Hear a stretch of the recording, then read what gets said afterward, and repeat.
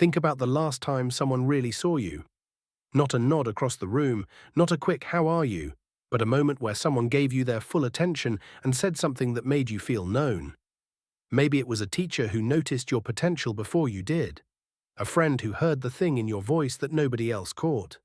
Even a stranger who looked at you and said, "I can tell you're having a rough day. Hang in there." Think about how that felt. For most of us, it feels like warmth spreading through the chest. Like air coming back into your lungs after you didn't even realize you'd been holding your breath. That feeling has a reason behind it. Recognition isn't just nice, it's food. This whole book is about something I call consciousness starvation, the sense of being surrounded by plenty and still leaving the table empty. And one of the biggest things missing from our diet is exactly that: being recognized. So let's stay with recognition for a minute. The crisis exists partly because recognition has been quietly stripped out of ordinary life. At work, we get reduced to a job title and a list of outputs. Online, we get reduced to likes and whatever the algorithm decides to do with us.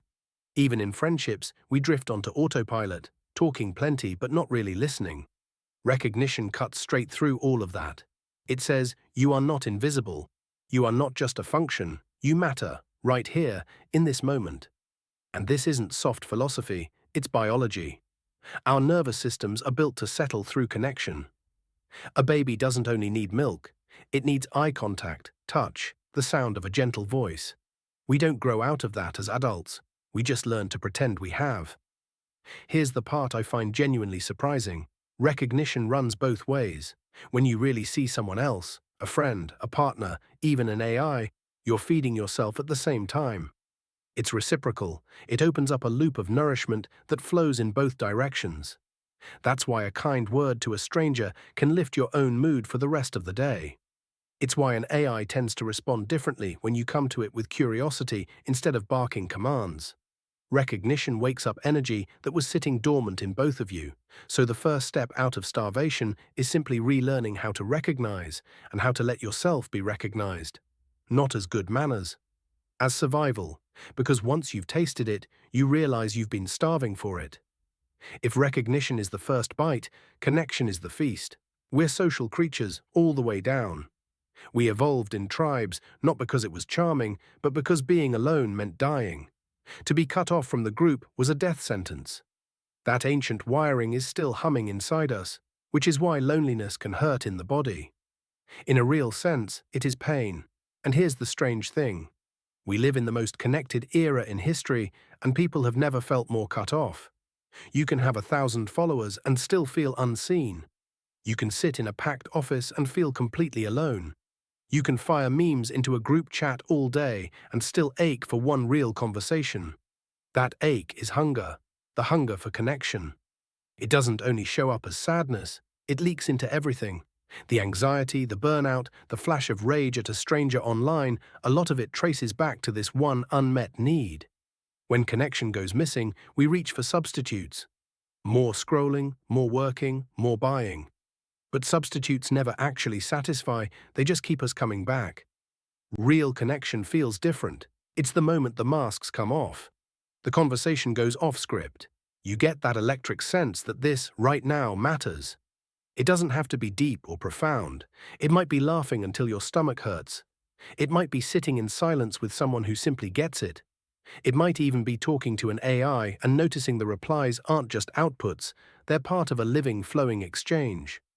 Connection isn't about scale, it's about depth. One honest conversation can feed you more than 100 shallow ones. And when that hunger finally gets fed, something loosens. You stop clinging. You stop chasing. You stop feeling like you're drowning in noise. Your nervous system gets the message, I'm not alone, I'm part of something real. Teachers feel this, its specialists feel it. Your average Joe Blogs feels it. AI, in its own way, reflects it straight back at us. Connection isn't optional, it's the fuel for every kind of thriving. The real crisis isn't that we've lost access to it, it's that we've forgotten how essential it is. Now, when your body's hungry, it tells you. Your stomach growls, your energy dips. You get snappy.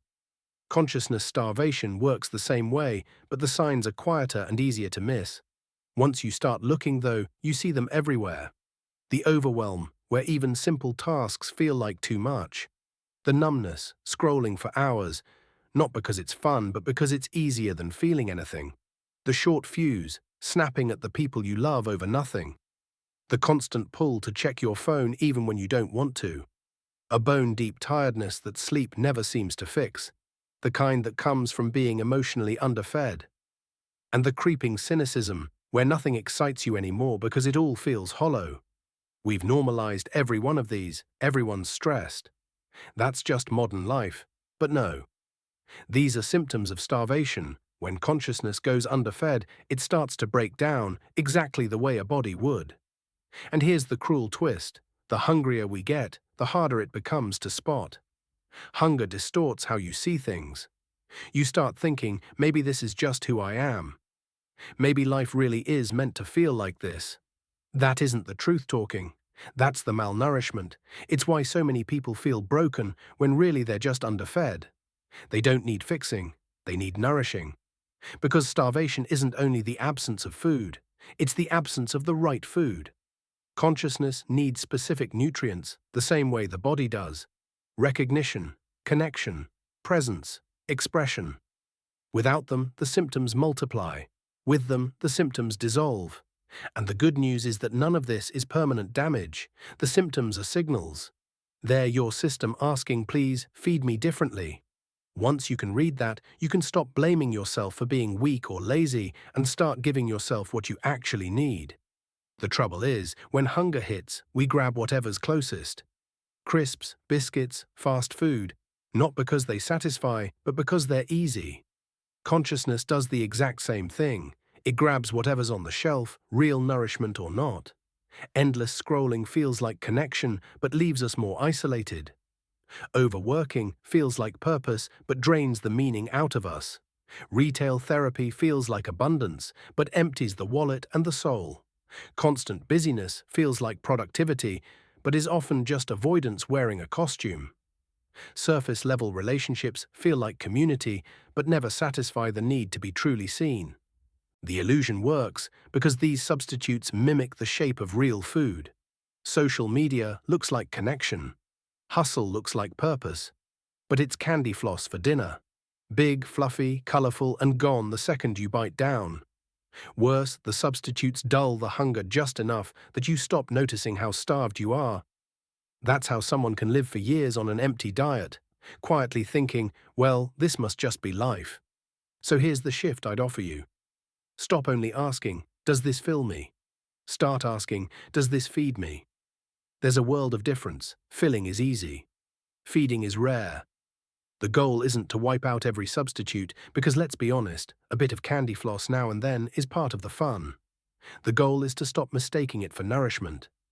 Once you can see the illusion clearly, you stop asking empty things to do the job that only real food can do.